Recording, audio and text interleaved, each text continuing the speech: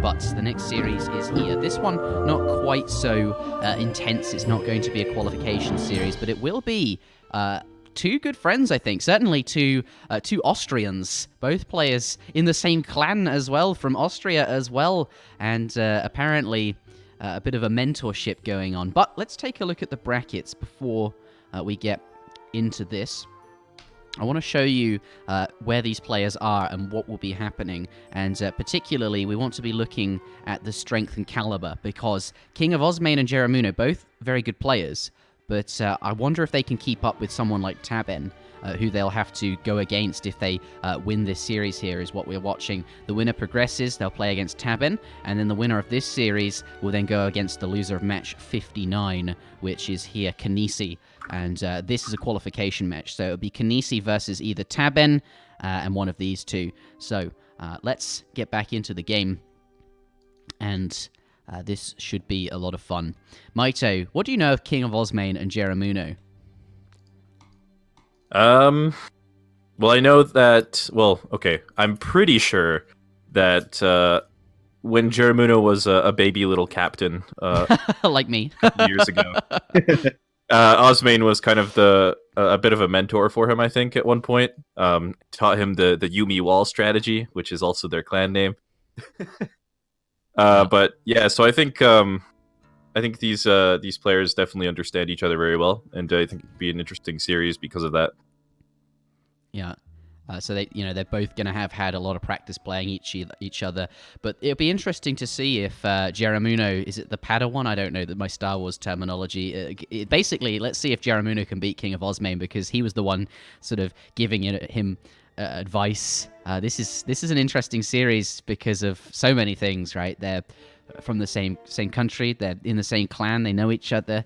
And I think we can be looking to see some gameplay where they're intimately familiar with what to expect from their opponent. But looks like the first match will be India versus India, an Indian mirror, so to speak.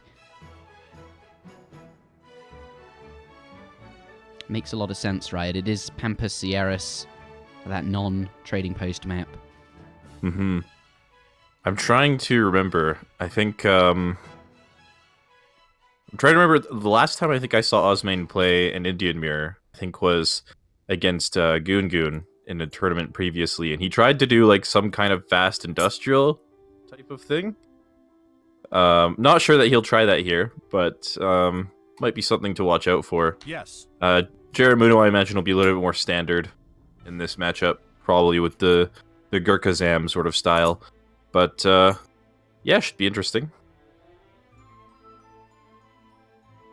It will. There's a number of civs that are sort of good on Pampas Sierras, but India seems to trump most of them. It seems like, India has that civ advantage over British, so you see less of British. And not seeing Dutch here today, although that is a popular civ as well. But India Mirror, that is what the civilization choices are. Let's get into this. Ladies and gentlemen, welcome to game number 1 in a best-of-5 series between KINGofOsmane and Jurimuno. The winner will progress through to play against Taben, and the winner of that series will progress through to play against Kanisi, and the winner of that series will progress through to the LAN. So this could be the end of the road for one of these two players. Whoever loses here is eliminated from the tournament. Let's start with KINGofOsmane in the north of the map, in the color green, playing as the Indians there. An all-wood start, bar 2 food crates, and not going to pick up any treasures in base. Instead, going to rush straight to the left-hand side of the map. There is 80 coin, which we'll come back to later, but of course, going for those llamas as well. Jurimuno also bringing his elephants over, but this elephant taking a slightly different path here. I think this native TP has scouted the 90 coin for him, and that's a fair enough thing to do. Just 2 wolves there, stun 1.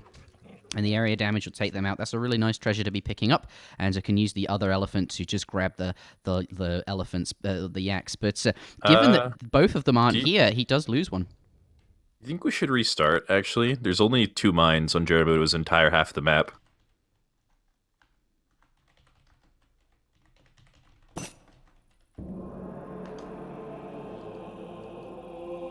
All right, then. You should also use the star instead of the hashtag. Okay. Because I can't see anything you write when you use the hashtag. All right, I'll use the star. The star is to talk to all people. I think the hash is just your opponents. Exactly, and, yeah. You as an observer are on my team, so that kind of, yeah. Exactly, yeah, sense. yeah. All right, so admin restart for resource balance. But we can get back into this right away.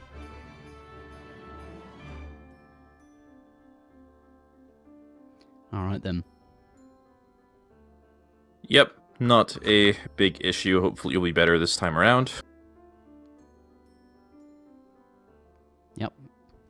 All right, welcome back, everybody. We are now loading into Pampas Sierras attempt number 2. Shouldn't make much difference. It was a very early restart. Much better. And I think Jurimuno probably won't mind a restart. He lost his llama, although a 90 coin isn't super exceptional. So, but such is the way of things. Making sure the resources are absolutely on point. Going to walk straight past that 40 food treasure here. Attempt number 2. Let's see what llamas can be found today. Looks like both players this time are 90 coin. Maybe he'll do the same.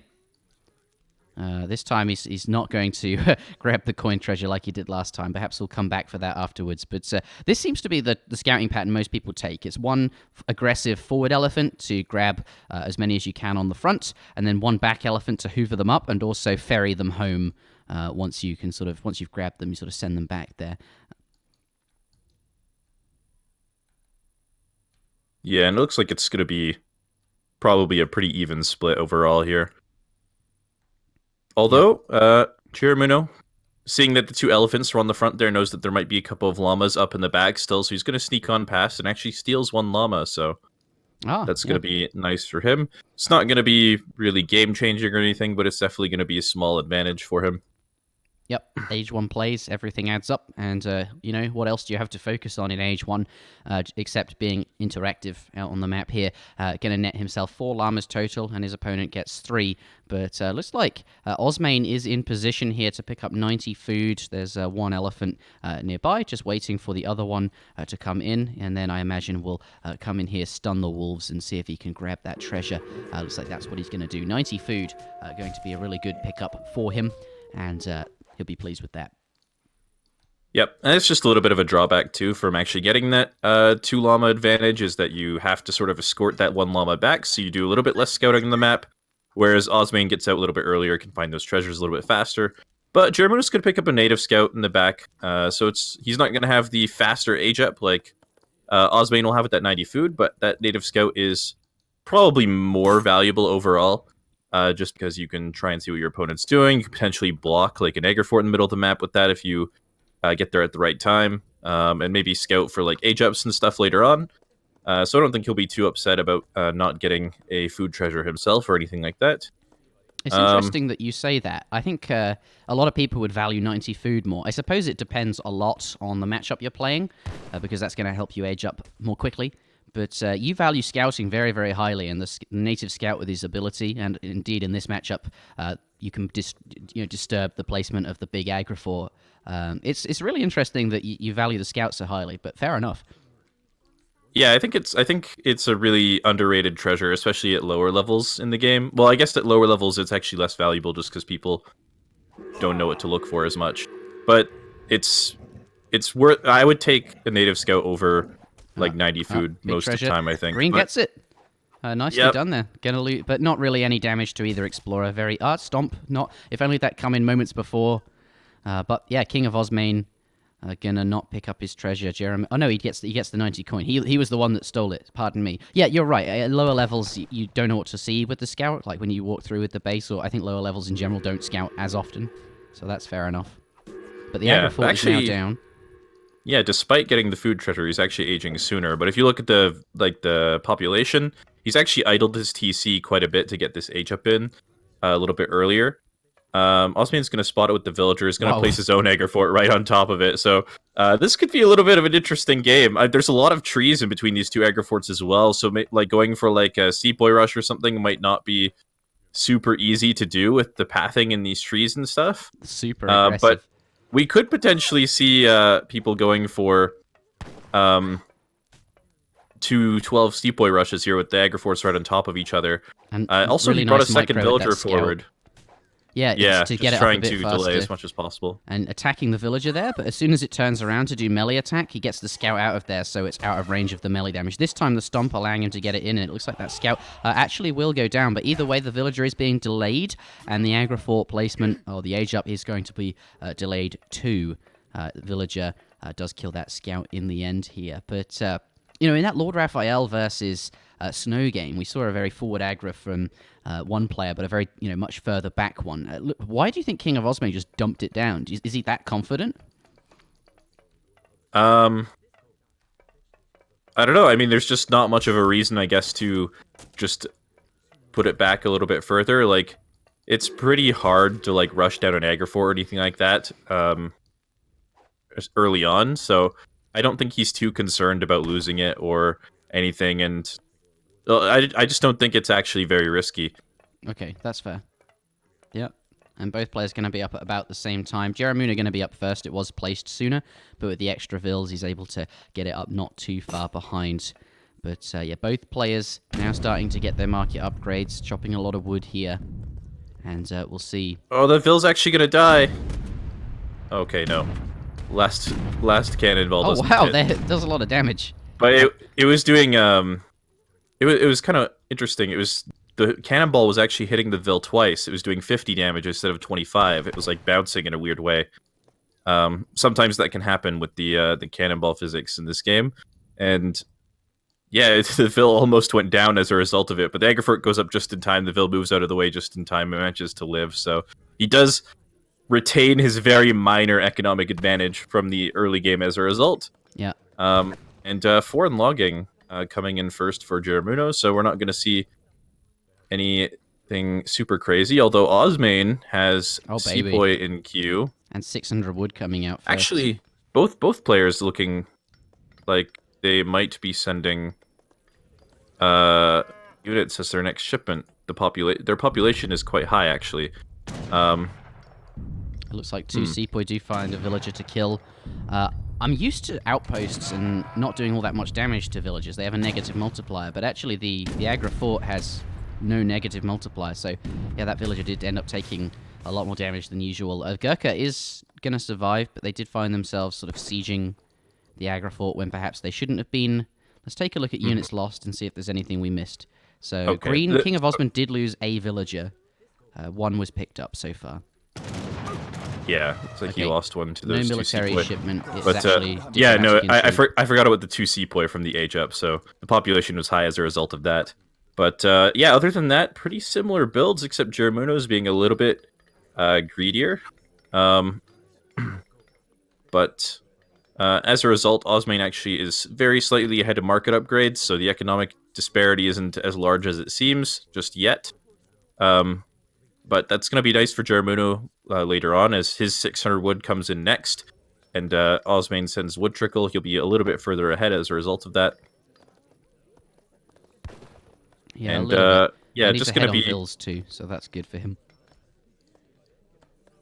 Yeah, and so just pretty normal stuff so far.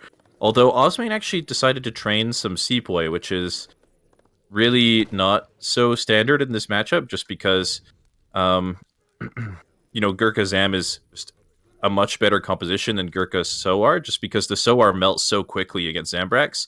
So I'm wondering if maybe Osmane's going to try and go for maybe a little bit of an earlier timing with these Sepoys, before they can be in Zambrax out or anything like that, or maybe if he just trained them because he was expecting some kind of push. But it looks like he is moving in now. He's actually trained the gardeners from the Ottoman consulate instead, so he is actually going for an early timing with this. Calling the Minutemen as well, end of 4 Soar shipment. Jurimuno's in big trouble here. Yeah, this is a big push coming in. 4 Sour's going to catch up there. The Elephants not snaring, but are doing area damage. Does have Minutemen of his own. Is calling irregulars and sentries to defend against it. Big stomp, but it is enough by the looks of it to hold for the time being. It's not like they're going to get killed for free here. Minutemen and sentries going to be able to do some damage to the cav. Gurkha trying to collect back. The sentries are down now, though, which means there's going to be nothing to deal with the cavalry. Stables frantically being thrown up with 5 villagers, but it's going to be too late to save the infantry here. Although with some good fire, he's taken out 3 of the SO RTCs, focusing the Hussar at the moment.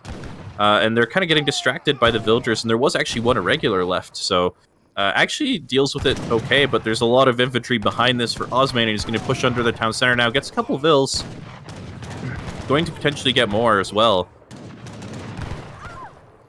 Yeah, looks like he's still ahead in military, so the push is sort of, he's come out on top, but well defended from Jurimuno.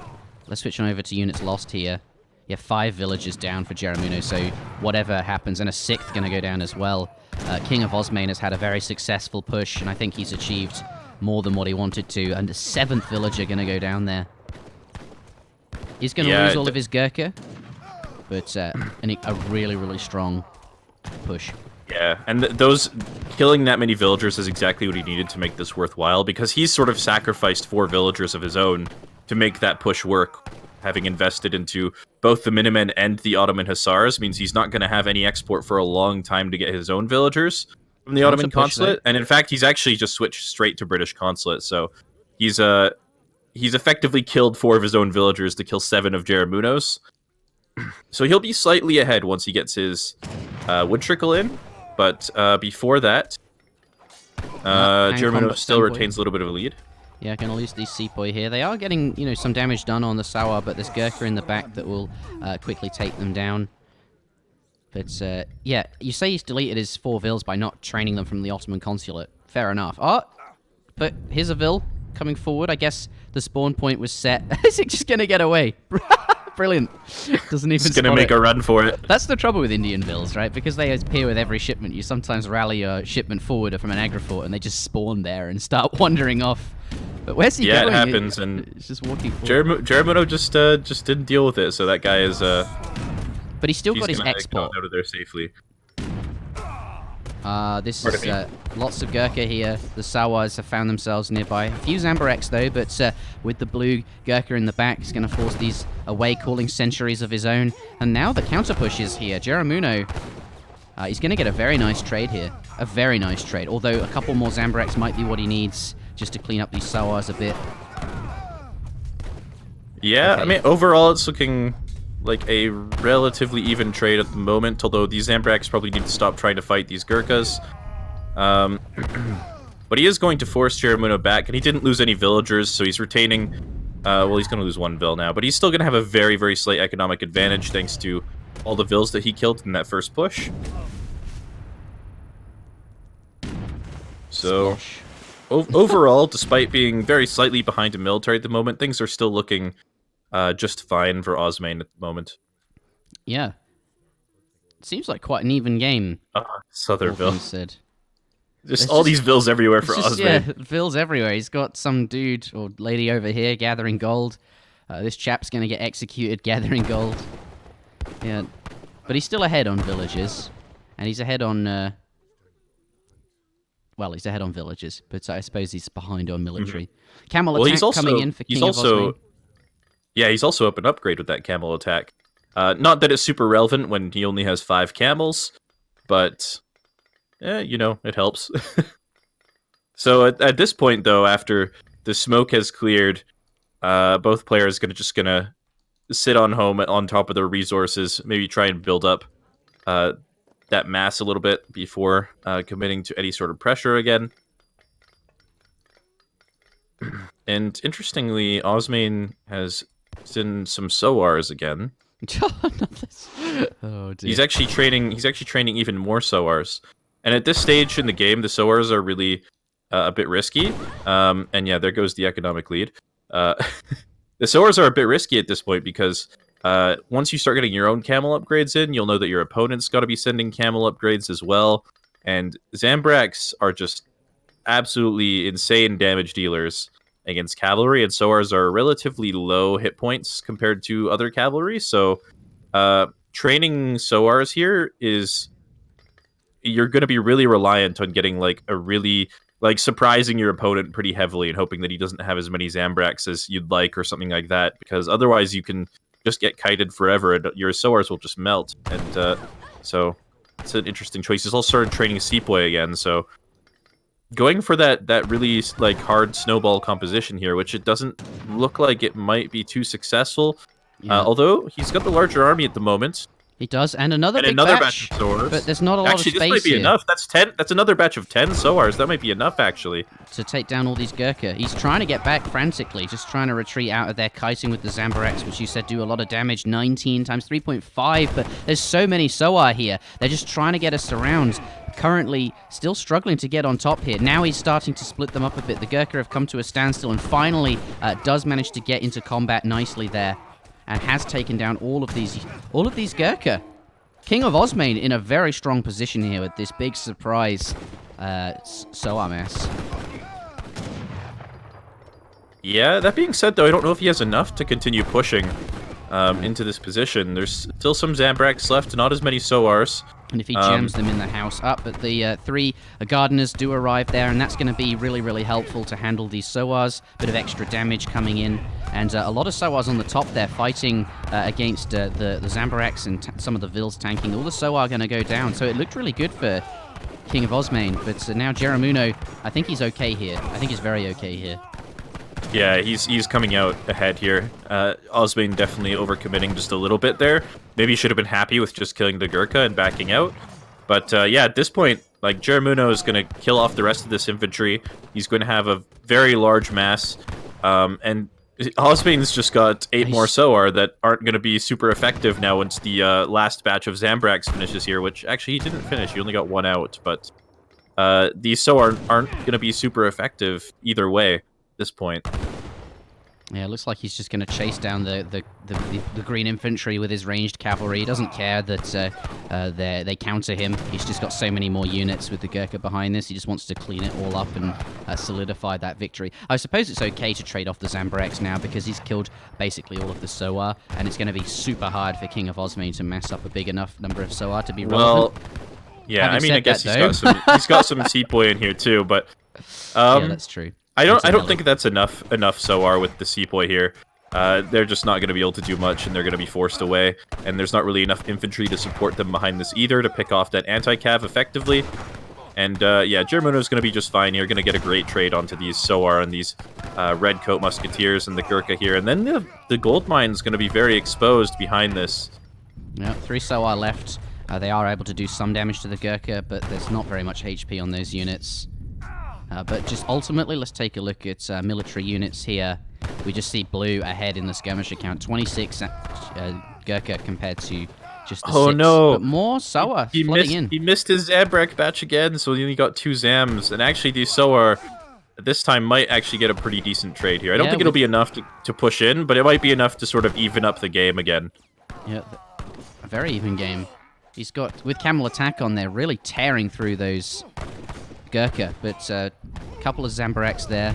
He traded all his Zams off. Maybe he's regretting that now. And look at that, all the Gurkha going down. This is very, very back and forth, this match here. Very even trades in the middle of the map. We've had little time to talk about really anything else actually happening. Just very, very bloody, constant trades. But looks like it is now going to come to an end with those Zambaraks going down. Pardon me, Soar. And King of Osmane going to get on out of there with his 2 Gurkha. And at the end of the day, things are looking kind of dead even on economy and military.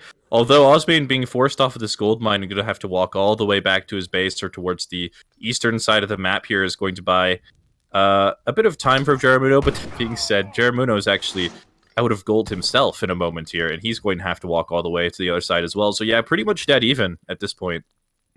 This is well, a very, very although even game. For some reason Jurimuno's up 30 score.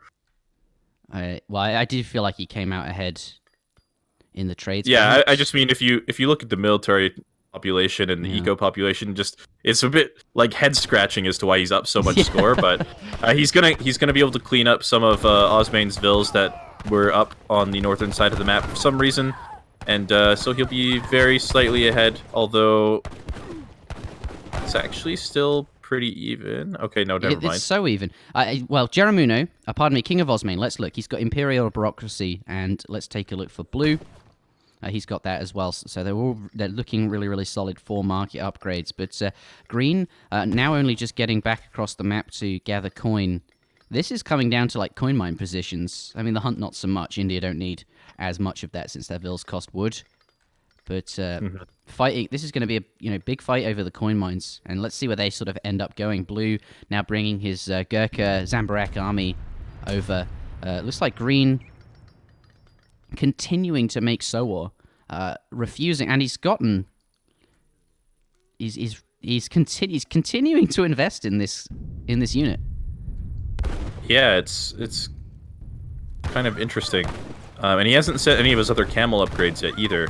Although, I find it kind of funny that Jurimuno going with Gurkha Zambrak, the composition where you never want to be in hand combat, has sent the hand combat card at this point. But yeah, that's a lot of Sowars coming here, but I think there might be enough Zams if Jurimuno micros this well. But at the moment, they're kind of getting jammed on this gold mine here. The pathing's not best for him, but he's just walking back with the Gurkha at the moment. The Zambrak's kiting. There's no really infantry to back up the Sowar at the moment, and I think Jurimuno should be just fine here, but it's looking like a relatively even trade overall. Yeah, all the Gurkha gonna go down. Actually, it's just going... It's going the way really well for Osmane. But the Zambaraks can escape. They're not melee units, so going to be nice and fast. It's I okay swear I've for never him. seen Sowar be this effective in an Indian mirror before. Yeah, they do seem like they're just so they're a bit like they suffer the same issues as Ulan, right? They're just sort of low HP, and they're only really good against. Well, with the multipliers, they're just not as good as like general purpose cavalry. And I'd expect a unit as efficient as a Zambarak just to clean them up, but it's going quite well. Yeah, I mean, with both upgrades in, they do kind of insane damage to Gurkha, though. Like 52 damage a swing is kind of really, really high. And they, of course, camels move a lot faster than other cavalry. Also, yeah, that raid is going to be painful. Going to put Jurimuno even further ahead economically. Yeah, does kill the first villager there. And, like, it's not like Jurimuno's vills are But they are safe get caught. either. No, he gets away with the gardeners as well. Yeah. It's not like Jurimuno's vills are safe either. Like, look where he's gathering on the sides here. But just keeping up the constant pressure over here. Oh big sandwich. That's really big for Jurimuno. Does not want to be caught there. That's potentially game losing at this point. Because what I was going to say is keeping up the pressure on the right side is forcing Osmane to keep his army over there, so he can't really pressure Jurimuno's resources. But now losing all those Gurkha basically for free, he's going to lose access to this gold mine. He's not really going to be able to train units anymore. Also, look at his macro. He's got 2,000 food saved up. It's just looking like a really rough spot for Jurimuno now. He lost all his Gurkha, but now he's going to lose all these villies as well. This is falling apart here. Yeah, Osmane just taking commanding lead at this point.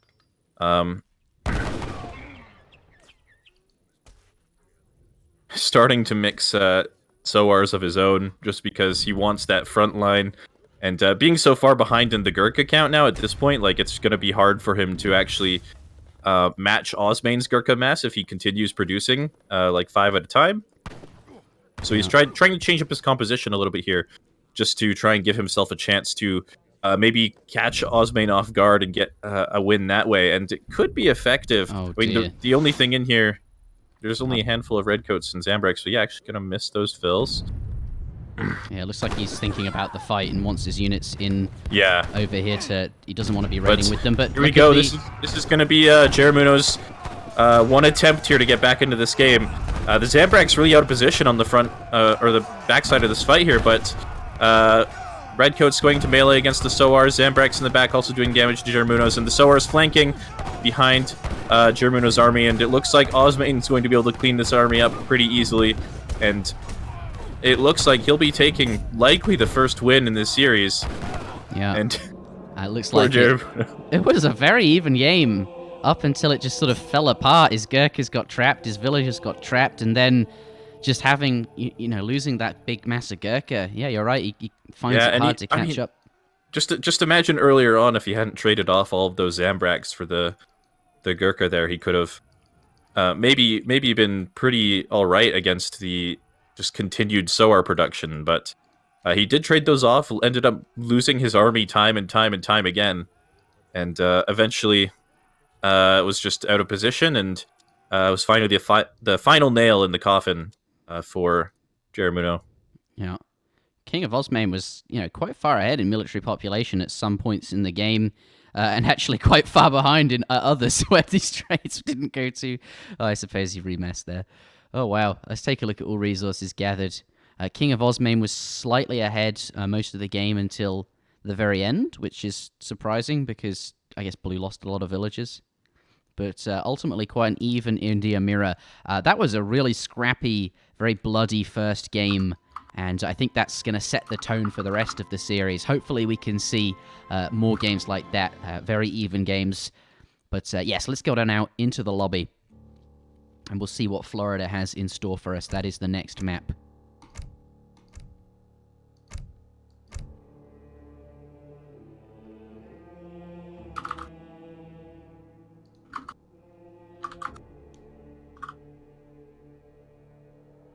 All right. Florida will be the next map. Here is the lobby. Let's see what the players pick. Osmane has to select first. He can no longer play as India.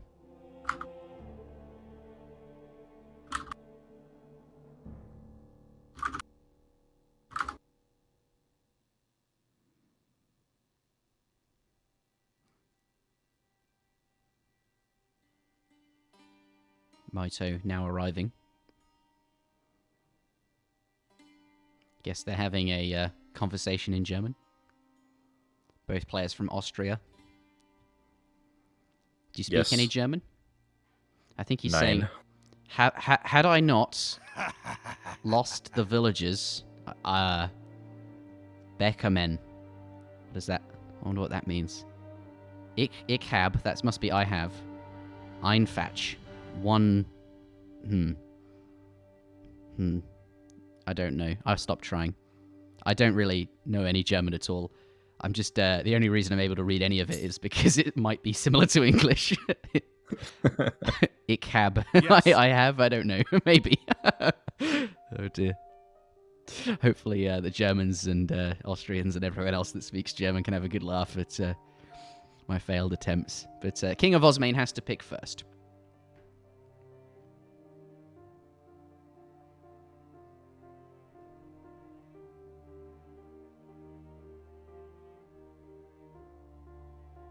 What do you know of these two players' civilization pools?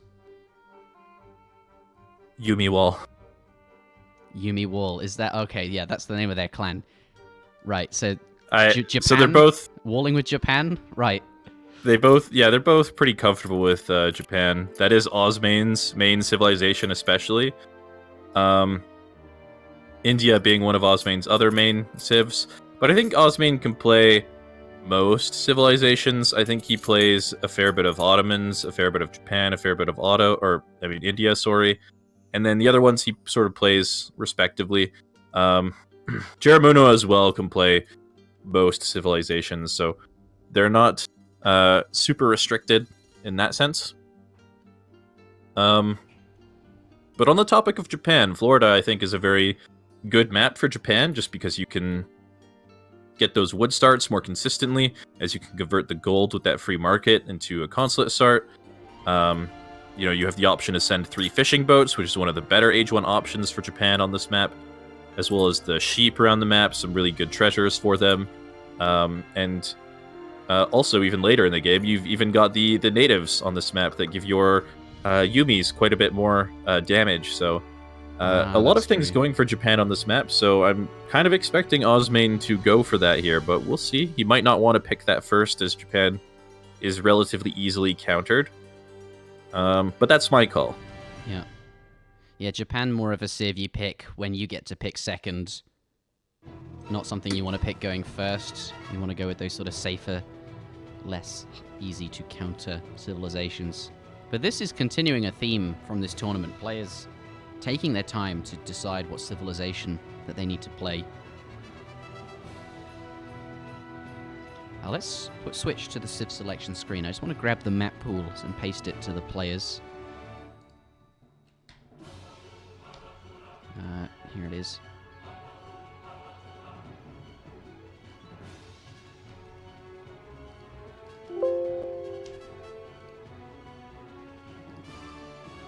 So we won't be seeing Kamchatka or New England.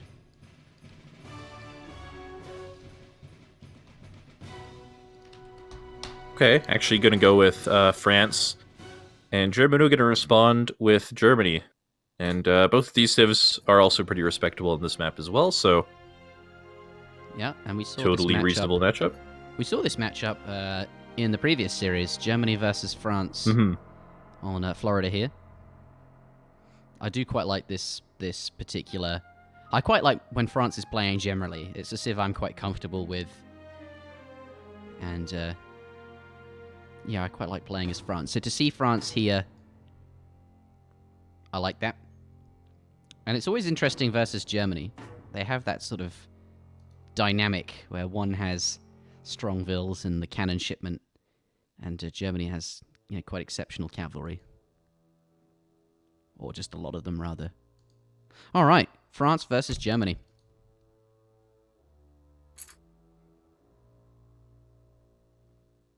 On Florida here.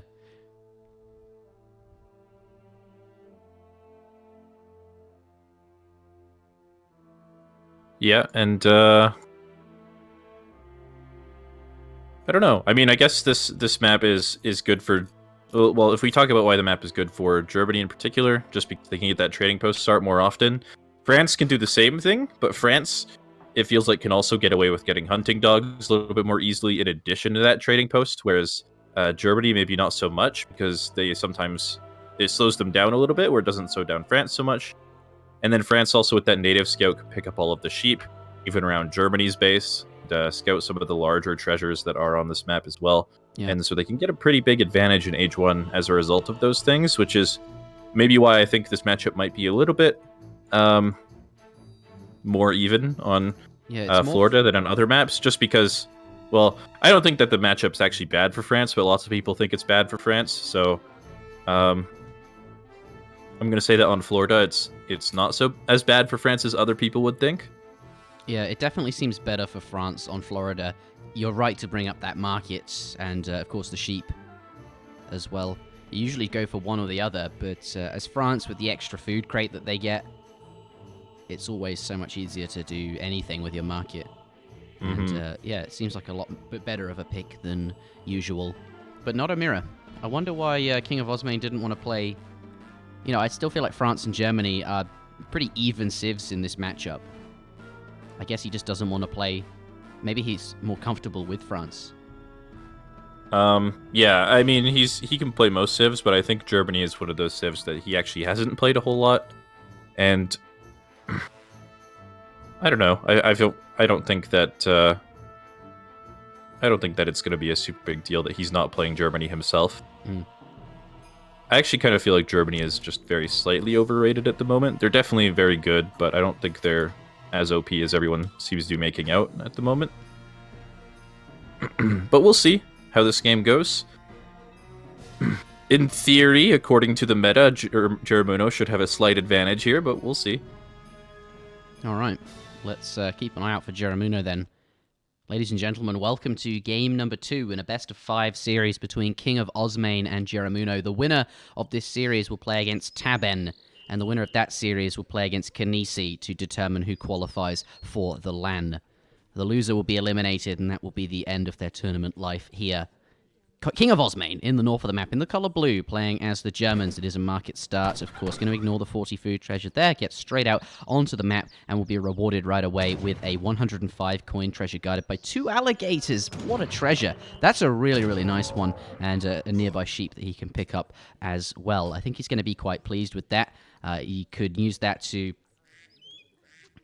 get his house. No, he's already got his house. Oh, that's a shame. If he'd held off on the house a little bit longer, maybe he could have done something with the... yeah, he might have been able to go for a trading post or something like that, or even gotten hunting dogs, which he's not even gathering for, which is really surprising. Yeah, especially with that coin, right?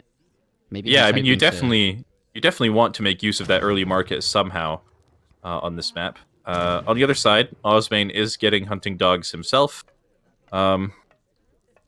So that's going to be a nice little boost for him. And yeah, I mean, already just off the back of that, it looks like things are shaping up to go well for Osmane at this point in time. And I would say Osmane actually has a good chance of even going for an earlier age up in this situation, maybe with the like 13 age up or something, just based off of that start alone. It'd be kind of close though, so we'll have to wait and see if he can actually get that. But yeah, Jurimuno's gonna have a lot of wood to chop in transition, having to get that hunting dogs and that trading post up. That's right. But in terms of sheep, one gets deleted over here. King of Osmane on 4 sheep, and there's a 5th one in his base that hasn't been converted just yet, but he can go back for that later. And this sheep here, there's one in the middle, but he's going to come across. There's a 75 wood treasure contention, but I think blue should be fine to kill the alligator and pick that up. But he is going to go into hand combat, and his explorer will be threatened here. But King of Osmane, he's going to have to build a trading post during transition, so his explorer is going to have to come home at some point, and he can't chase the German explorer for too long, but given that they're quite away from aging up, he'll probably get his opponent over to... Is the snare been broken? Yeah, it was broken. He's trying to block it with the scout now to get him back into melee combat. There we go. And I think he will actually just commit to killing this. I don't think delaying the trading post is a super big deal for France. Most of the time, especially if you can delay Germany's trading post or else force them to build it with a settler wagon, is going to be nice for you. And yeah, it looks like that German explorer is going to be going down. But at least that 75 wood got him his hunting dogs. So yeah, that's true. Does manage to get the hunting dogs in. That's nice. And both players exceptionally close in terms of food to age up. Actually, I think King of Osmane just cancelled... I don't know. Well, he's now up there. He gained like 100 extra food, so he must have cancelled a Vil to do that. Yeah, he had 15 Vils in queue and one. Okay, and King of Osmane going to get Gangsaw in transition as well, which is going to be really, really nice for him. Going to fit that in as France nice and early. And what is my hero's name? I don't know. That's not German. I have no idea what that is either, so... Yeah, so we're not privy to the joke, but clearly it's not German. It kind of looks German, maybe, to me. I don't know. But perhaps not the most relevant thing in this game. Both players now going up. Jurimuno has Placer Mines, and he's gotten his hunting dogs as well, and is aging up with the Quartermaster. In fact, both players are going to do that, now starting to bring their herds in with the villagers, start shooting them towards the town centre now that they are in queue. But again, I'm interested to see what Jurimuno does once he hits up. He gets his 400 wood. I wonder if we'll see the barracks or the stable. Yeah, most likely going to be the stable. But yeah, this is already the advantage of having killed that explorer early on.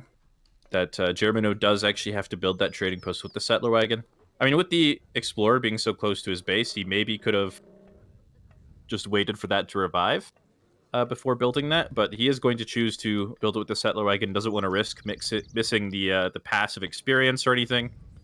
And so that will sort of cost him a bit of extra villager seconds early on, and might make it a little bit more difficult for him to get out like a batch of 5 Ulans or something like that.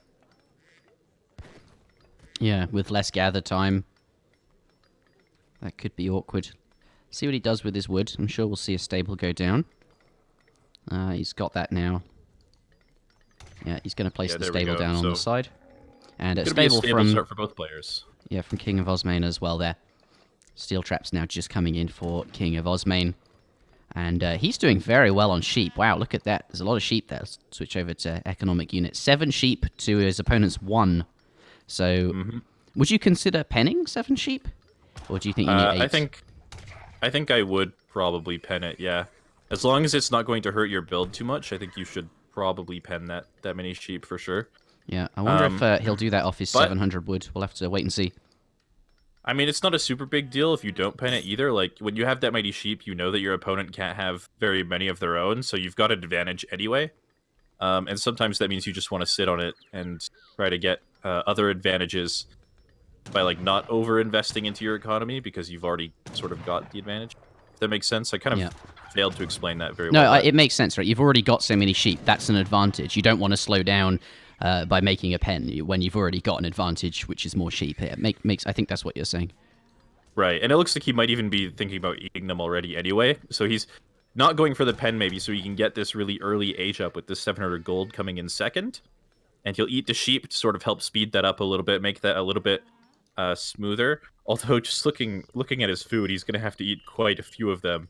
Yeah, maybe he wants to eat all of them. Maybe he's not afraid to do that, right? Like, yeah, I think that might be the case. Often, like the Fortress Age time and your first couple of shipments seems to be the most important time of the game anyway in this matchup. So maybe that's where he wants his advantage. Whereas, your player, perhaps more experienced, maybe like yourself, perhaps you get away with, that first couple of shipments is going to go well anyway. And you don't need to make sure you've got a super advantage with the sheep and can instead save the sheep for later and get an even bigger advantage out of them if you pen them or something like that. I don't know. But clearly he wants to eat the sheep. He wants to get his age up in nice and early. And, I mean, the early age up is going to be nice for him, but I don't know if it's even going to be that much earlier. Jurimuno's 700 gold is on the way. Osmane's clicking up now. He'll be up probably 40 seconds sooner than Jurimuno, I guess. But this is a build order that I know that Kaiser Klein is a really big fan of in general with France, and especially in this matchup, just because you can get up very early, and then you can get those like 10 Dragoons out with the 5 from the shipment, the 5 from the stable, and Germany's not up yet, and they've only got like Uhlans to defend their base, so you just have the 5 Hus and the 10 Dragoons, and you run straight in, and you try and do as much economic damage as possible. Try and trade off your Hussars for the Uhlans. Then you could sort of back out and send 1,000 wood and like set up your economy from there, and it can be pretty tricky for Germany to defend. But I think Jurimuno kind of maybe smells that something's up with only the 5 Hussars here, so he's going to keep the Vils penned, going to make it very difficult to get out any Dragoons. We can see one Dragoon in queue at the stable for Osmane, and with that gold being denied by the Uhlans there, getting out 5 is going to be a little bit difficult, especially since it looks like he's going to have to buy wood for a house there. Yeah, I actually sold some food and bought a house. So you might not be able to get 5 Dragoons out. Yeah. Jurimuno doing a good job with his Ulan. He knew his opponent was, well, he probably sensed the age up and was trying to idle the villagers as much as he could. And it's going to work out. Going to have less wood. Yeah, only 4 Dragoons coming out there. But now KINGofOsmane wants to push across the map. He's 5 Dragoon shipment as well. 9 goons in total. It's still going to be quite strong and doing exactly what you said. But Jurimuno is going to scout that with his low HP Explorer. The Dragoons going to go back to kill it off. But now up to the Fortress Age. And Jurimuno just going to get his cav out of there. He just wants to keep them hidden and away from these Dragoons. They're quite vulnerable to Dragoons until the skirmishers arrive. And he just needs to hold on for 30 seconds or so until his skirm shipment can arrive. Back here, though, with the settler wagons on the back gold mine. If Osmane checks back there for any reason, even if he's just looking for the Uhlans that he knows exist, one settler wagon goes down. But like, look, if he goes, here he goes to the back mine right now, and keeping the Vils out just to stop him from going in that direction. Yeah. He's just like, hey, look at my Vils. Jurimuno knows that he can't let him go back there. Yeah. He's even going to call Minutemen just to make sure that doesn't happen. But he should have a shipment arriving now too, and should be fine anyway. There it is. Yeah, behind this 1,000 wood is going to come for Osmane. He'll use that to get his Raxes down, get some houses. Potentially even something like Amalgamation is an option for him, especially on a map like Florida that has a little bit more gold than normal. Yeah. But overall, pretty even trade, I would say. Yeah, and Osmane doing exactly what he wanted. Gets up early and has that pace, right? He has that sort of momentum, and he gets to dictate the pace of the game. He gets to be in his opponent's base, and behind this he sends 1,000 wood, which is exactly what he wants to get his eco set up. So I think KINGofOsmane going to be pleased with this so far. Let's take a look at units lost. Yeah. 1 settler wagon went down as well, remember, so also going to be pleased with picking that up. But now Jurimuno coming in with Cav on the side here. I'm a little bit frightened for them. Yeah, he knows that he can't really be going in there with just Cav. There's a lot of goons. Very vulnerable. And the other nice thing about this build with France is that Germany can't really push out right after they defend unless they've gone for war wagons, just because they don't know exactly what France has done. They sort of understand that you haven't sent wood, that you might not have a barracks, and they could maybe push with the skirms and get an advantage at that, but um, France doesn't necessarily have to send 1,000 wood and transition into skirms. If they transition into like 3 cures with a batch of 5, it could be really dangerous. Yeah, gonna get out of there safely. But so as a result, Jurimuno's kind of stuck sitting back at home for the time being, just because he wasn't aware what France was up to for sure, and was really maybe worried that if he pushed out and tried to punish that goon timing, that he'd run into a bunch of cures and then just get slaughtered. Mm. Yeah, okay, that makes sense. That took me a really long time to explain that.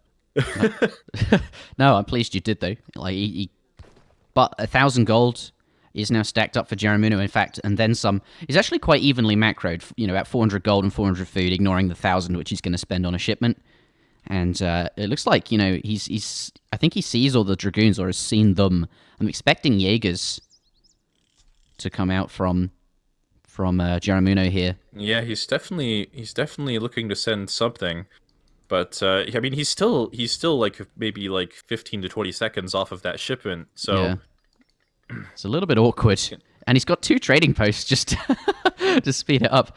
It's taking a while to come in. He sent 1,000 gold, but then you gather up the gold, and then it takes a while for the next shipment to be available. I mean, there is synergy there, but it is awkward. The war wagon shipment or batch is going to pop out and give him the XP for that. But yeah, it takes a long time to sit on that. It always feels really bad when you're sitting on 1,000 gold for a long time. A raid getting picked up in the back of the base there. But yeah, it always feels really bad when you're sitting on all that gold for a long time. Where you're like, I really need the mercenaries to like round out my composition, but I really hate waiting for like 2 full minutes before I can get this card in. Yeah. Sitting on all those resources, it just feels like you're really exposed during that time and can't really do anything with your military. And so as a result, Osmane actually getting a pretty respectable unit mass out here with 8 cures now added in, big mass of dragoons, a respectable skirm count as well, and could potentially be sending something like Falconets as his next card in the next few minutes here. Yeah, and that's like the one thing, that's one of France's sort of bigger advantages in the Fortress Age. Falconets, Germany don't have that sort of option available to them, and it's always Germany having to figure out how to deal with them, because they can't just counter them with their own. But yeah, a big unit mass. Very even skirmisher count, both about 22 each, and 8 cuirassiers mixed in as well. But 6 war wagons for Jurimuno. 3 cav coming in. This is not ideal. He's already lost 3. He knows he wants to be doing something. He doesn't want to be sitting around with all his units at the back here whilst he waits for his Jaegers, which have now arrived. So maybe he can now go out on the map and do something. But clearly, with the 2 raids that he was trying to do something, trying to be active whilst he waited, it was frustrating to be doing nothing. But ultimately, losing 6 Uhlans is kind of bad. I mean, despite losing those Uhlans, he still has a fair bit of them, but still no vet upgrade. Going to be going for another raid on the southeast of the map here, but he spotted those cures as well with those raids, and I don't know if he has actually enough war wagons to deal with this unit composition from Osmane effectively. Osmane is a shipment on the way right now. It's probably going to be either cavalry combat or falconets. Kind of hard to say which it could be, but both are going to be pretty strong here. Oh, here we go. But for sure, Jurimuno ahead in the skirmisher count. Even skirm numbers plus the Jaegers mixed in here just gives him such a big lead in terms of skirmishers. Those 2 falconets, if they're on the way, are going to be definitely needed. Thankfully, those CDBs have very, very high range resist. And here we have some cav trying to get on them there. But lots of trees. Perhaps no, but these goons coming really far forward. This is not too good. They're going to take a lot of damage from those skirms. But that's a lot of cuirassiers there. In fact, 16 of them. That's an insane number. With cav combat as well. Does he have the war wagons to handle this? Yeah, it looks like he might not. I mean, the skirms walking up going to be focusing down the war wagons. The dragoons going to be walking up and focusing them down as well. They could be going down pretty quickly. There's war wagons in queue behind this and a 3 war wagon shipment on the way, but they're going to take a long time to get to this fight, and it looks like Germany's just going to get cleaned up here. Although there's still a deceptive number of war wagons left alive and not a whole lot of cures, but I think at the end of the day, all these war wagons are pretty low HP, and there's going to be a much larger skirm mass for France behind this than for Germany. Yeah, they're all sort of dying at once at the end of the fight here. Those war wagons, very, very low HP. They just take so long to die. And those Jaegers now getting cleaned up. The Cuirassiers bought him so much advantage there in that fight, and he comes out on top with a really big mass of skirmishers. And now France is looking very, very scary indeed. And behind this, a stronger economy as well, although it doesn't have 2 trade posts, but it's not stagecoach, so it doesn't really matter. I think France in a solid position here. And look, all the food out on the map, he's gathering really far up. France has probably scouted that and could well be where he's heading to next. And indeed, the coin mine's a bit far out as well. Has got a 9 Ulan shipment in, though. And that's going to race across the map. Oh no, it's changing direction now. Cuirassiers coming in. Oh dear. He is finally getting vet Ulans as well behind this. Like, he knows he killed a lot of the Dragoons from Osmane in that fight, so he knows that a big cavalry switch could still catch Osmane off guard. The War Wagon's going to catch the Cuirass here. And I think that Jurimuno might try to push with this big Ulan mass that he's gotten before any more Dragoons could be trained. And this could actually be his opportunity to maybe get back into the game as they get onto the skirmishers here. There's a reinforcing batch of Dragoons coming, though. Yeah. That's... he says K. he aggroed the treasure. Oh wow, did he? I wasn't looking at that. Yeah, I think that's what he's referring to, the treasure. Yeah, the pirates. He misclicked on it while he was kiting back, and they started attacking the skirms. But it looks like he'll get out of there relatively. Did he just kill the pirate? Fine. It's got 46 HP. No, he doesn't want his opponent to easily pick up the villager treasure. Perhaps gonna just reset it. But yeah, he's okay there. How many idle CDB there are? This is so painful to look at. That's a lot of wasted eco potential. Oh god, that's like half his eco doing nothing. Yeah, and on the other side, the little bit of your eco that is working gets raided. Yeah. Oh god. Oh no. Yeah, but ultimately, it's still good for Osmane a moment ago, but now it's looking pretty even again, off the back of that big cav switch from Germany there. Although 2 falconets coming. I mean, there's not a lot of skirmishers from Germany here, but that's still one of the big differentiators in this matchup that Osmane can try to leverage to sort of regain that advantage that he just lost. So we'll see if he can use that effectively here. Yeah. But this fight very much in the north of the map now, which is where both players are sort of gathering gold from. So both armies going to be present up here. Falconet's now pushing forward. And I think it looks like KINGofOsmane... He's finished that mine. He's just chomping through them. Just destroying the mines. Meanwhile, a bit of a raid in the lower half of the map. On the northern side of the map here, they are actually tin mines, so they have 500 less gold than normal, so that's part of the reason he's maybe chewing through them so quickly. But yeah, the Falconet's gonna be doing some raiding of their own. Falc raid's the best kind of raid. I remember back when A's used to play a lot more Portuguese, you used to see organ raids every single game. I imagine organ guns are much better at raiding than they're actually, they do kill vills pretty quickly. Yeah. Compared to falconets. But well, Falcs have to waste a whole extra shot on like a 2 HP vill, whereas organ guns don't. So that would explain a lot. Yeah, exactly. But Jurimuno being very diligent about sending Ulans down to these couple gold mines in the front part of Osmane's base, just making sure that he's not gathering comfortably on that. Gonna check that top mine now as well, just because he knows that Osmane's military has to be defending this larger mine in the top side of the map. So gonna get a couple vills off that again. Oh dear, lots of food there. And Jurimuno gonna get out of there. The turkeys are not worth it. Yeah, and this, I mean, Jurimuno, I don't know if he'll choose to fight for this. He can still sort of move to all these hunts and mines that are in the middle of the map. Especially since he knows that Osmane has no presence there, because he's been raiding there all the time. Some nice trades here. I don't think he wants to let Osmane have that hunt free either, so... But Falconets, here we go, big volley. No, Jurimuno, nice trade coming out. Oh, wow, and yeah, he's on top of the CDBs with the Cav, which are exceptional against them. They have no melee resist. Big volley on the skirms, though.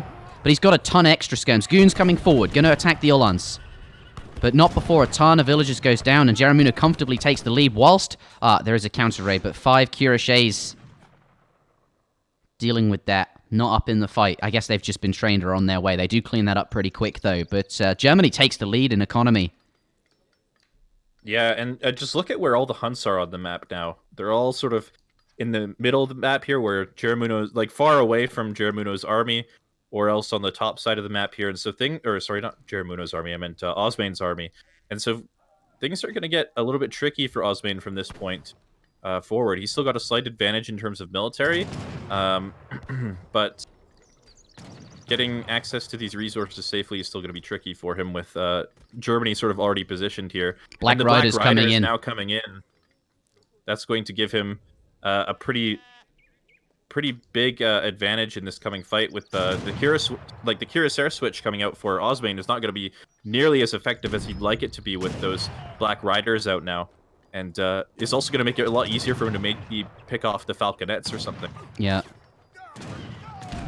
But they are still alive. War wagons coming in. This is how he's going to handle them. He's going to pay for it, though. All the skirms and goons are able to attack the war wagons, but he does trade it off for one kill. He's going to go for the second one as well, but the war wagon's bleeding out here. I guess it's okay because he's got dragoons in the back. One final volley on the skirmishers there. The falconet does go down, but trading off so many war wagons for that. Yeah, but it looks like it might... No, not going to pay off. It's going to be both players sort of... backing out with their dragoons. The few remaining skirmishers going to fire shots at each other, but the military is going to be pretty dead even after that. So overall, just a very even trade. Very even game as well. The dragoons now going to force the villies away. Not too good at killing villies, these dragoons, although they do have Cov combat. Yes, that's what they have. But the Black Riders and a war wagon are going to be here. But Black Riders not particularly good in the Dragoon War. They don't have any range resist compared to an ordinary Dragoon. But yeah, it is going to be enough to force away the Dragoons there. You have a lot of damage, though. That is true. That is true. This is such an even game at the moment. It could come down to this hunt, though. This is the last hunt. Or even just these gold mines in the middle starting to run a little bit thin for Germany here. Still quite a bit of gold left for France if he can get control of this mine, which it looks like he sort of already has. Yeah, so the game is sort of just balanced on a knife's edge right now. It's so... I wonder... So... This could be like one of those rare games where both players are just gathering right next to each other, and eventually they just both run out of resources at the same time and just right-click their armies and vills right into each other's armies at the same time. Yeah. Just because, like, at that point, like, what else do you do? Yeah, because vills suck at that point. Yeah, and then it might be an even rarer game where after that fight and you've got a couple of vills left each and you start building mills and plantations. Yeah, I remember a really long time ago versus ASM. Yeah, where we killed off all of our vills, and then we had no army left, and there was no resources left on the map, and we basically like reset the game. Yeah, with 10 vills each on mills. I was gonna say like 13 vills each. Yeah, it was a complete reset at like the 30-minute mark. It was. Could be. But you didn't realize that. You didn't realize it was so even, and you resigned, I think, or maybe A's resigned. I don't remember. No, but that was a game. I resigned. Yeah, I regret resigning that game. But anyway, Germany actually has a pretty decent mass here, although a big batch of cures coming out behind this. There's a lot of anti-cav, though, being focused down by the goons and the skirms. And you're right, chucking the vills in. Yeah, and the settler wagons just getting involved as well. Yeah, there we go, all the vills just right-clicking each other's armies. Yeah, just to tank, because there's, like, vills are so useless now. There's no food or gold really left on the map. You just have to throw them in there. The CDB are actually so good here. Yeah, with blunderbuss and greatcoats, and their 40% range resist. This is the French bonus coming in strong. And it looks like, though, there are so many German units left. No, but there's skirms in the back there too. So it's very even.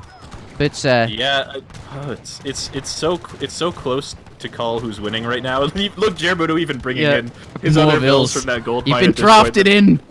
But Germany coming out ahead in this fight. Yeah, and he's got Uhlans in queue behind this, probably at that forward stable. And if those pop out, that could really swing this heavily in his favor. There's cures in queue for Osmane, but they're going to take a long time to get into the fight. And I think that Jurimuno might barely clinch victory in this game. It's going to be really close. So, these units are so strong. Uhlans at this point, they tear through CDB. There's nothing to counter the cures, and Uhlans are really not great against cures. It's so close. Three Hussar coming in. They've ran out of unit shipments. And they need more unit shipments. Oh, wow. 3 hussars. Could it be enough? Yeah, I think... Just villagers shooting each other everywhere. 5 Doppelsudden is coming in. That's what you need against cavalry. That's what's going to be answering the Cuirassier batches.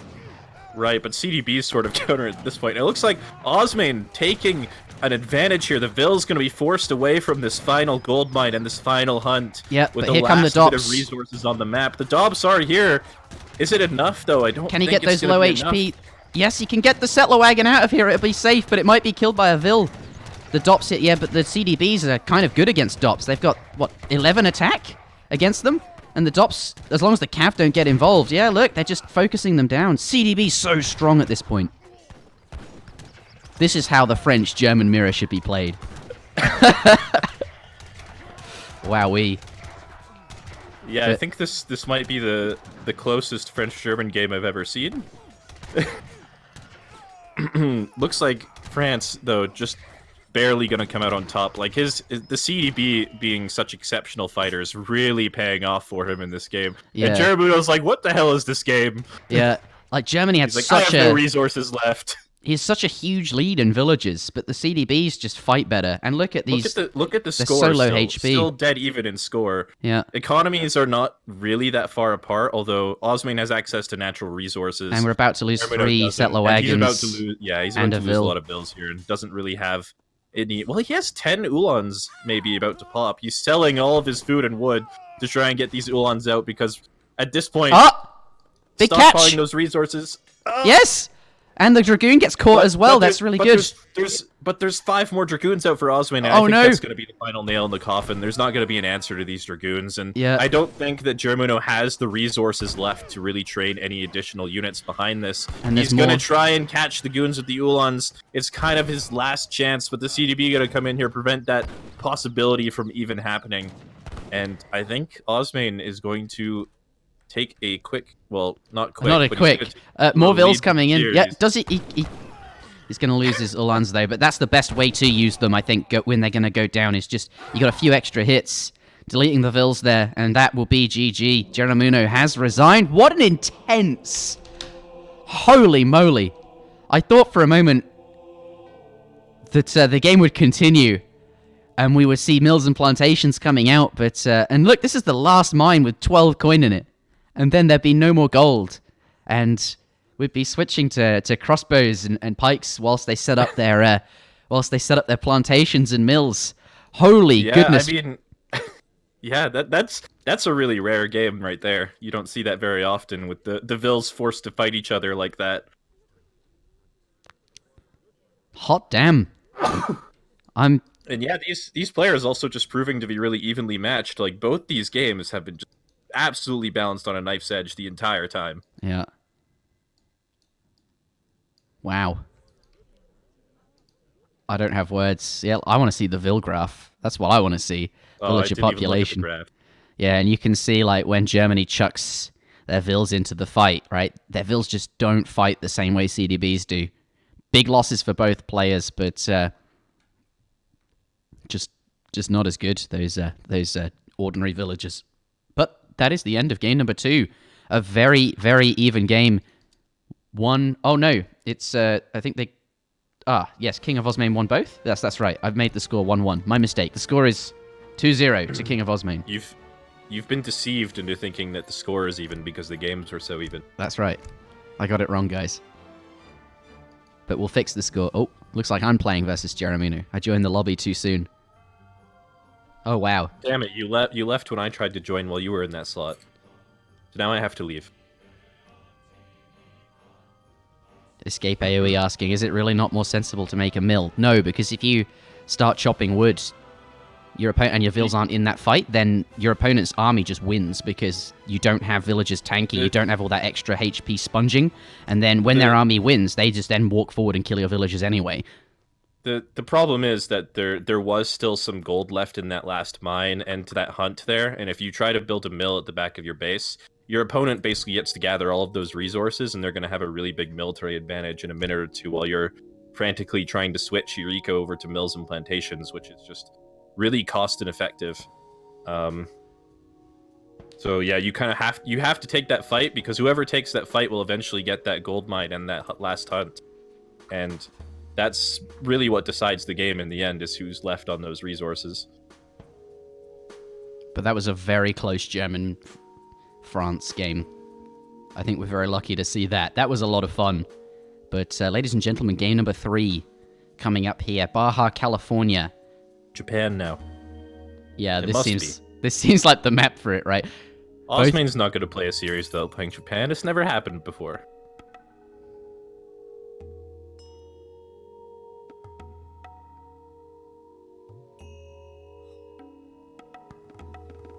Wow. But Osmane has to pick first. He won the previous game. Let's see what he goes for. Maito suggesting Japan, but as we've been saying, easy to counterpick Japan. So maybe not Japan. Japan is more of a civ that you pick if you are the one counterpicking. More German in there. Unable to follow what it is that they're saying, but a lot of CSGO. I can read that part.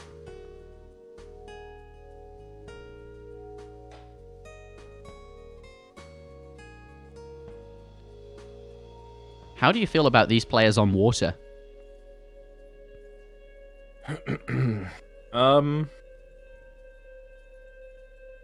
I don't think either of them are really super experienced water players. I think Osmane dabbles in water a bit, but not super heavily.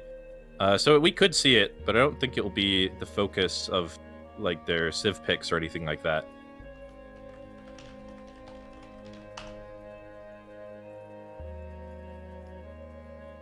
Japan mirror time, says Noel in the chat there.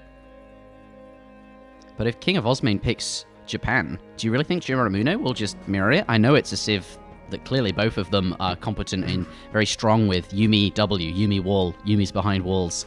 But doesn't Jurimuno just pick like Ottoman or something? Or maybe not Ottoman, yeah, I think just Jurimuno would try to counterpick that. I don't think that Jurimuno would be super confident in playing Osmane in a Japan mirror, with that being Osmane's best civ, and I think Osmane being the one who probably taught him how to play Japan in the first place. And Japan is sort of one of the more counterable civs in the game. So if Osmane does pick Japan, which I guess, you know, he might not, but I would be really surprised if he didn't, then he could go for something like Aztec or Russia, which is typically pretty difficult for Japan. Perez saying, please, can anyone finish the series? I need to do studying. Yes, Perez, you should go study, but thank you for tuning in anyway. KINGofOsmane pulling out the Ottomans here.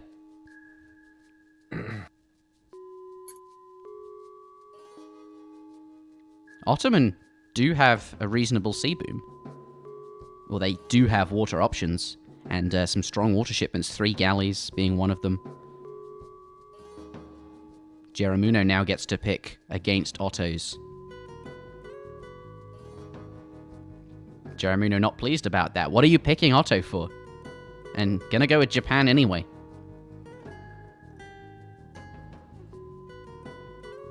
So he wants to uphold the honor of his clan, even if their clan leader will not. Thoughts on Ottoman versus Japan? I feel like this is, quite strong for Ottoman. I guess I feel like Japan struggle with those sort of those timings. We could see some sort of Ottoman fast fortress. That's how I would play this matchup. I'd abuse the falconets with the janissaries. Yeah, Otto has a lot of really good timings against Japan, but like all Ottoman matchups, if those timings don't work out or don't work out well enough, eventually Japan or whatever civ they're playing against will usually have the stronger army and the stronger economy at the end of the day, as the game sort of progresses into the later stages of the fortress age and maybe even industrial age, where like janissaries as a unit type, like that musketeer unit type, really starts to fall off. Apis guns become really cost ineffective. Cavalry archers are cavalry archers. And, they're not ideal, right? They're not the best. They're not as good as dragoons, sure. Yeah, so it's like Ottoman has like just some really, really strong timings, and it makes them a really solid civ. But almost any civ sort of has a chance of winning if you can just make it to that point in the game. So Jurimuno looking to stall out the game as long as he can then. Yeah, I think that's likely the case here. Both players have selected their civs. I guess decks are the next consideration. When you know the matchup, you always want to check that there's that last tech card in your deck. For example, I don't know, 16 Yumi or something like that for Jurimuno. Who knows? Making sure you've got all the water cards. But Jurimuno is ready, clicking in there, and so is KINGofOsmane. Ladies and gentlemen, welcome to game number 3 in a best-of-5 series. It is match point for KINGofOsmane. 2 very even games. Very, very even, but KINGofOsmane coming out ahead in both of them. This will be game number 3. If KINGofOsmane wins this game, he'll win the series and progress onwards to face Taben, and the winner of that series will face on to play Kanisi, and the winner of that series will qualify for the LAN. Ladies and gentlemen, spawning in the right-hand side of the map, in the color blue, we do indeed have Jurimuno. He needs to win here, otherwise he is eliminated from the tournament. Cherry Orchard going to go do some scouting. He starts with 2 berry bushes. There is a 30 coin treasure in base, and immediately is going to find 40 XP and a native scout as well. But I'm sure we'll see a shrine drop down before either of those 2 things are gone for. His opponent, KINGofOsmane, on the left-hand side of the map here, leaving his coin on the floor. Not going to want to get that right now. And a house out here for line of sight. He is going to build a trading post. The bottom one here. Be absolutely certain that he gets the pass. Japan has found him there. But this could be the final game. And it could be another even game if the other 2 games are something to go by. This is a civilization that Jurimuno is very comfortable with, Japan. But he's up against Ottoman. It is the question, can Japan hold those really solid colonial and or fortress age timings that the Ottoman player do have? Going to go for 60 food now. His opponent going for 70 XP. Quite an even age one thus far. Yep. Yeah, not a whole lot to say at this point. Jurimuno not going to be going for that early consulate that Japan likes to go for oftentimes, just going to sacrifice a little bit of that boom potential later on, just so you can get up a little bit faster, which is fair enough against Ottomans. Your economy is likely going to be better than theirs anyway, regardless of whether you cut eco or not, so sometimes the safety is just better. And going to find 60 wood as well, which might help him get up a second shrine, which is going to be nice. Yeah, pretty nice treasure that. And it looks like he's also going to be sending 3 fishing boats as his first card. And so that's one of the better Age 1 cards for Japan, especially if you're trying to be fast. 3 settlers for the Ottoman, though. Very, well, it's the only thing you would ever expect Ottoman to send in Age 1. No other real choices there. But now up to the colonial age, and villagers going to switch over to wood, going up with the quartermaster for 400 wood. So not that tower and 200 coin. 400 wood, a very strong politician, though. We probably expected this. And looks like 3 fishing boats are just coming in just now as well. Japan also up to the next age with the Toshogu Shrine. Yeah, going up pretty quickly as well, just as a result of having not invested in that time into building that consulate and chopping all that extra wood for the shrine. So that's going to be really nice for him in preparing for anything Otto might do. Looks like Ottoman's going to be chopping for a second trading post. Let's take a look at what he's aging with real quick. He's aging with the quartermaster, and there's a couple of villagers going forward right now, it looks like. So going to be doing something aggressive in colonial. Doesn't look like it's going to be fast fortress or anything like that. Hopefully Japan can actually scout that, figure out what's going on. Walls going down, though. Pardon me? The walls are going down. Here we go. It has begun all the way across the map here. And that Japan Yumi style that the clan tag is alluding to. It looks like we will see that here today. Yep, I think that is the plan. But that will mean that Ottoman will be free to get the stagecoach line pretty freely. Aging up with the 400 wood here is going to probably give him a barracks, maybe that 3rd trading post or that stagecoach upgrade. Probably going to be 700 wood on the way as his first card, just to help him get some more infrastructure down, help pay for those trading posts and military buildings, and potentially even some market upgrades and stuff like that. Yep, barrack goes down. Japan on the other side. Also going to be hitting up to Colonial. And let's take a look at what he might be sending. Looks like he is sending 5 fishing boats. So instead of going for the 4 villagers or 600 wood, he's just going to send the 5 boats. And that will help preserve the cherry orchard in his base. As you mentioned earlier, he only gets 1 orchard on this map and 2 berries, which is sort of the less ideal start for Japan. But having those fishing boats out will help him get food elsewhere. And will also be a little bit safer if he ends up getting pressured or anything like that. 700 wood for King of Osmane first, by the looks of it there. And going to use that wood to get the middle trading post, and he's built the top trading post as well, so expecting to see stagecoach from him nice and early. And 300 wood artillery foundry coming down, so spending that wood. 700 coin to follow up makes a lot of sense. Likely to see Jan Abbas there then.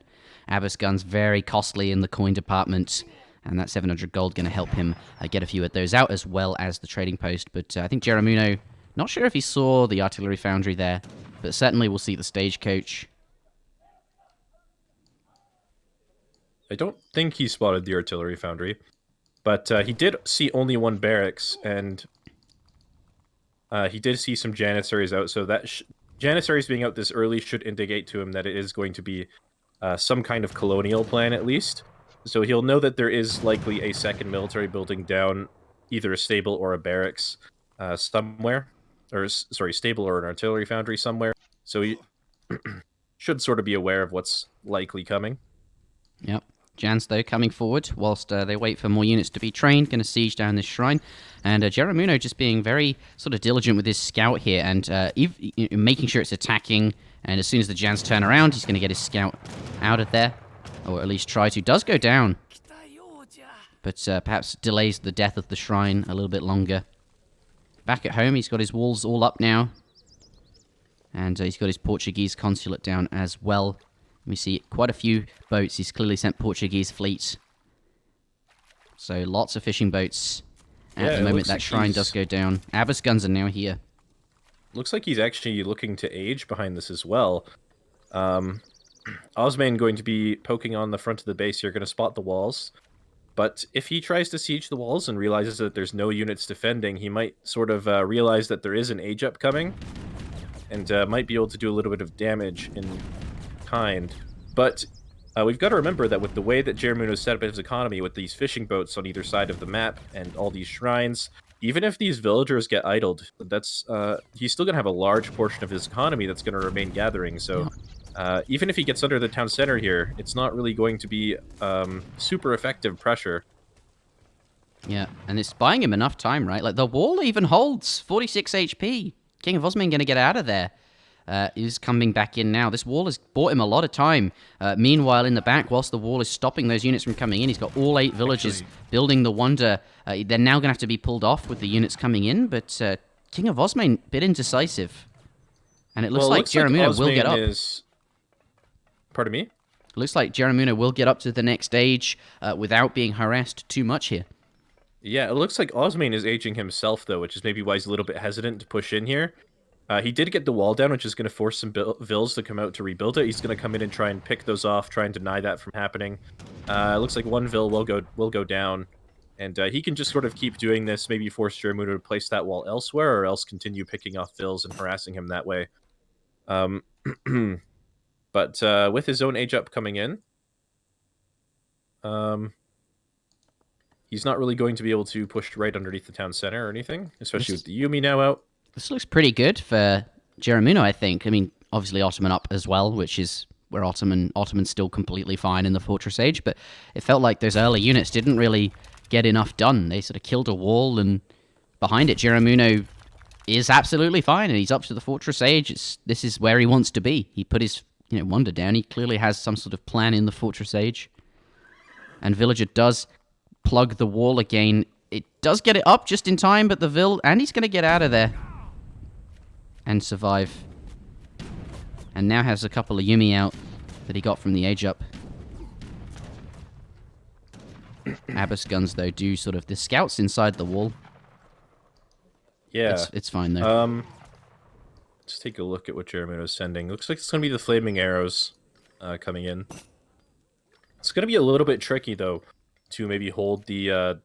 what could be the falconet push coming in here. Oh, aging with a caravel, or a galley, sorry.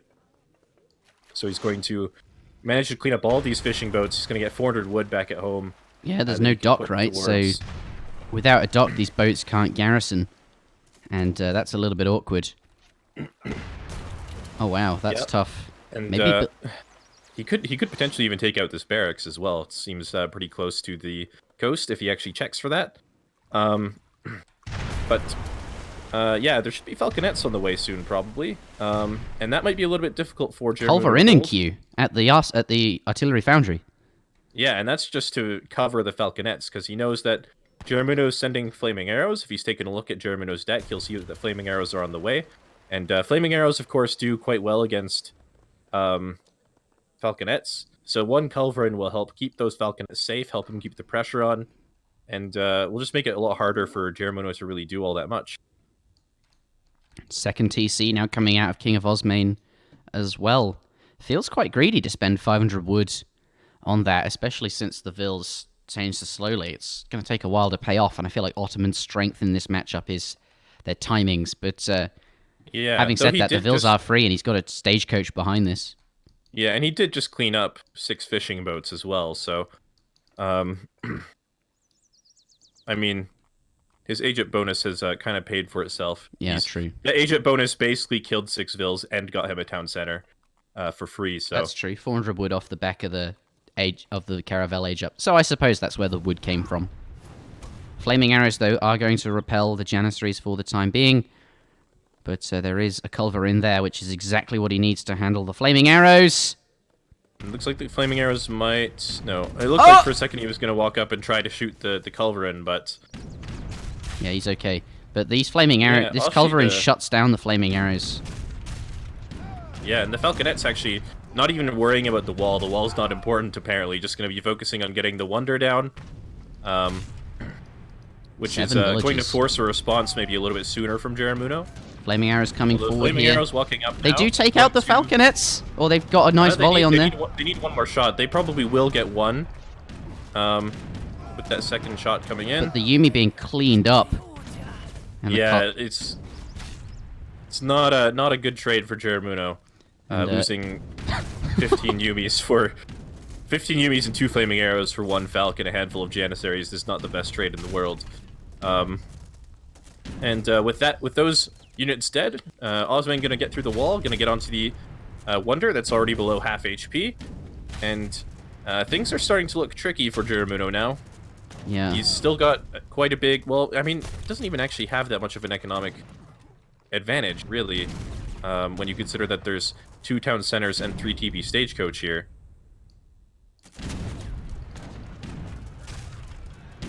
That culverin did so much work. It really made the flaming arrows so redundant. Yeah, it certainly did. But the town center going to be focusing down that falconet. Without the flaming arrows to really deal any long-range pressure on the falconet, the town center is going to be sort of his only way of applying any damage to that. And that TC being used as a forward spawn point, well, it's not, but it could have been. 5 Hussars trekking across the map, and they could be here right now. Big Yumi mass, but against the lower... Okay, Sentry's being called to deal with the falconet, but 5 Huss joining the fight. It's, I think, too much for the Yumi Archer, and the Culverin's still alive. Irregular's being called too. And Jurimuno resigns. And it looks like King of Osmane will progress through.